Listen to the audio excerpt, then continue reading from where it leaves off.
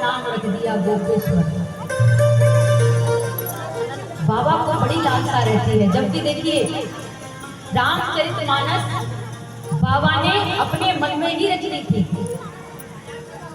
रच महेश निज मानस राखा और पाए समय शिवासन राखा। फिर भी भगवान का जब जब अवतार होता है मेरे प्रभु दर्शन करने के लिए पहुंचते हैं। ये होता है बड़प्पन। इसको कहते हैं बड़ा। लोग कहते हैं मैं बड़ा हूँ। बड़ा कौन है? जिसके पास बैठने से छोटा भी अपने आप को छोटा महसूस न करे, उसको बड़ा कहते हैं। जिसके आने से हमारे जीवन में आनंद आ जाए, उसको बड़ा कहते हैं।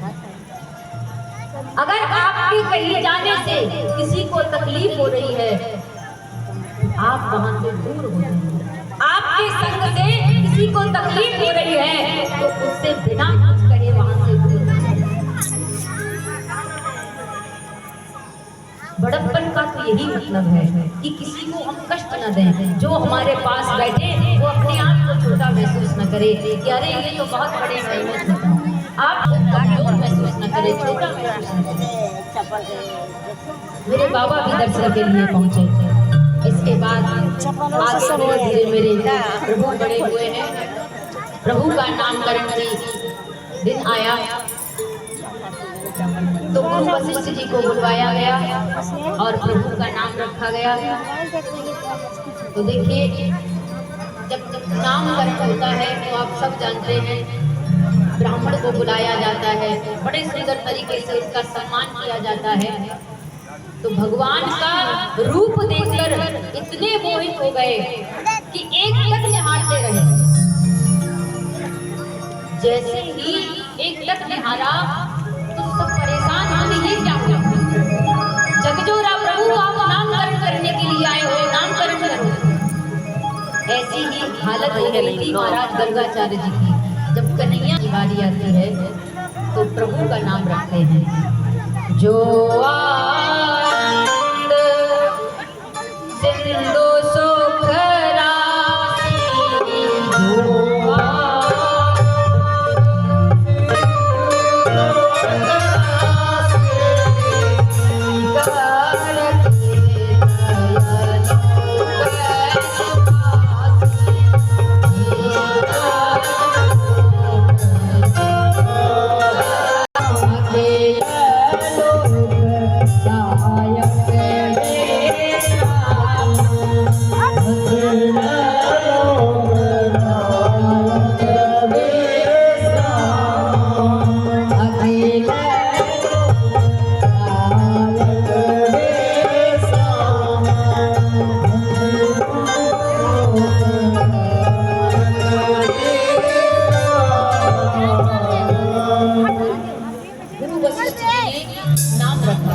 कहते हैं जो आनंद सिंधु सुख राशि, जिनके नाम में ही आनंद है।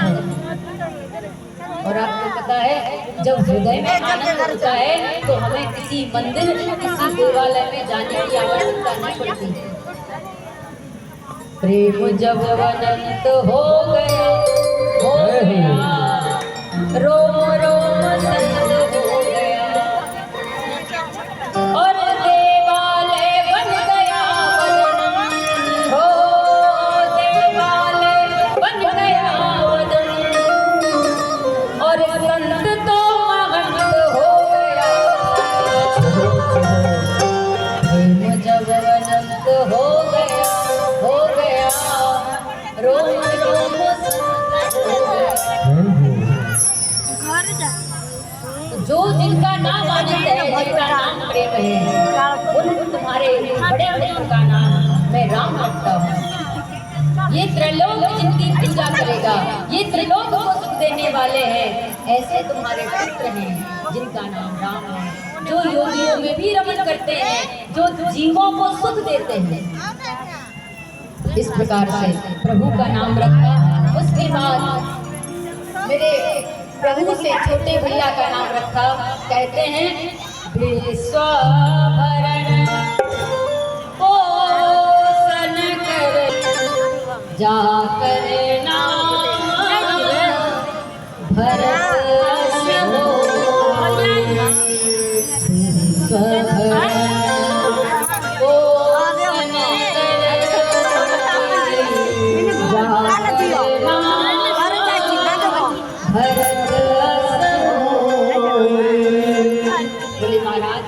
आपके जो दूसरे पुत्र हैं उनका नाम मैं भरत रखता हूँ, क्योंकि ये विश्व का भरण और पोषण करने वाले हैं। अच्छा आप बताइए, विश्व का भरण पोषण करने वाले भरत जी, क्या हम सबके लिए रसोई बनाने आएंगे? भरण पोषण का मतलब क्या होता है? आज लग रहा है सबको देख करके, आज कल बताया था ना। तो भरत जी कौन सा पोषण करते हैं? भरत जी प्रभु श्री राम के प्रेम में लपेटे हुए पगे हुए हैं। वो हमें सिखाते हैं कि प्रभु से प्रेम कैसे करना है। आप सबको पता है ना, भरत चरित्र आप सबने सुना होगा, आप आगे भी श्रवण करेंगे। भरत जी जैसा प्रेम, भरत जी जैसा भाई इस दुनिया में ना हुआ था, ना हुआ है, हमरो ले लाइएगा। आप जानते हैं आज के भाई कैसे हैं? सगे भाई को चेहरे हंस कर हिला दे, ये जमाना है। यहाँ पर अगर एक गज जमीन ज्यादा हो जाए या कुछ पैसे बड़े भाई पर या छोटे भाई पर ज्यादा हो जाए या थोड़ी सी जमीन भी ज्यादा हो जाए तो महाराज कोर्टों में भाई चली जाते हैं, एक दूसरे को मारने तक की नौबत आ जाती है। लेकिन आप आगे श्रवण करेंगे कि यहाँ भाइयों का प्रेम कैसा है। महाराज मेरे प्रभु श्री राम ने भरत के लिए सब कुछ छोड़ा और यहाँ भरत श्री राम के लिए सब छोड़ने के लिए तैयार हैं। और केवल राम और भरत ही नहीं, दोनों छोटे छोटे भाइयों ने भी अपना जीवन प्रभु मत सका रामचंद्र सर्वस्व में रामचंद्रो दयालोर नान्याम जाने नहीं बजाने न जाने।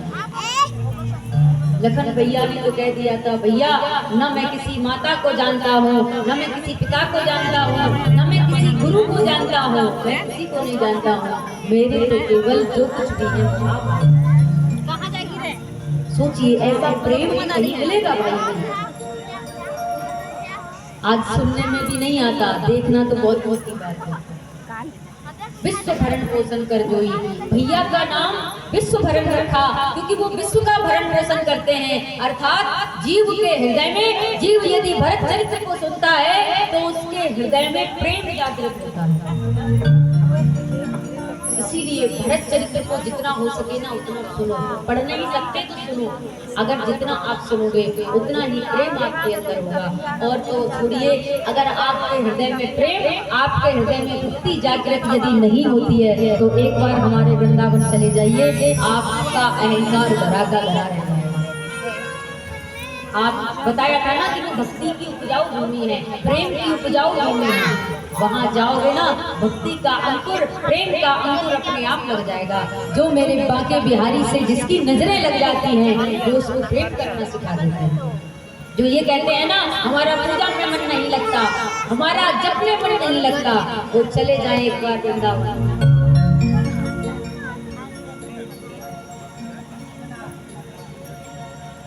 भक्ति बढ़ानी है तो कोई ना कोई सहारा तो लेना पड़ेगा, या तो कथाएं सुनो या तीर्थों में जाओ, तब आपकी भक्ति प्रगाढ़ होगी, तब आपको लगेगा कि हमने क्या छोड़ा है। तो भैया भरत जी का नाम रखा गया। फिर उसके बाद तीसरे पुत्र का नाम रखा, सुमित्रा मैया के पुत्र का नाम रखा। जाके सुमिरन तेरे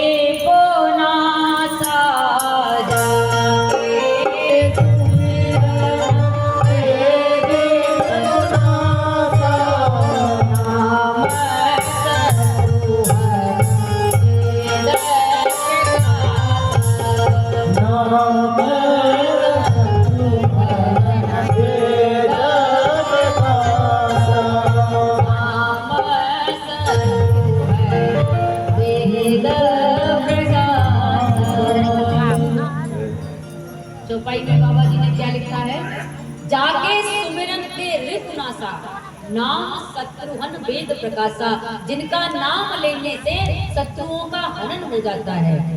ऐसे तुम्हारे तीसरे पुत्र का नाम शत्रुघ्न है। शत्रुहन भी कहते हैं, हनुमान होता है मारना, और शत्रु माने तो आप जानते ही हैं दुश्मन, जो दुश्मनों का हनन करे उसे शत्रुघ्न कहते हैं। ऐसे तुम्हारे तीसरे पुत्र का नाम शत्रुघ्न। तो क्या, अब देखिए रामचरितमानस में हमारे शत्रुघ्न भैया का कहीं भी एक शब्द बोलना नहीं लिखा।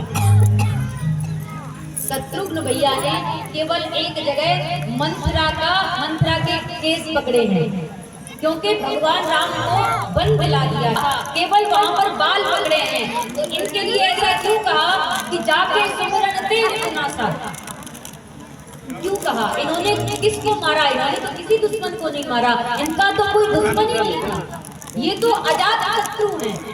जिसका कोई शत्रु ना हो उसको कहते हैं अजात शत्रु। इनका तो कोई शत्रु ही नहीं, इन्होंने किसका हनन किया? तो बोले हमारे हृदय में काम, क्रोध, लोभ, मद और मोह, ये अहंकार ये बैठे हैं ना, ये शत्रुघ्न जी इनका हनन करते हैं। क्योंकि जब तक इनका हनन नहीं होगा प्रभु के चरणों में प्रेम नहीं होगा।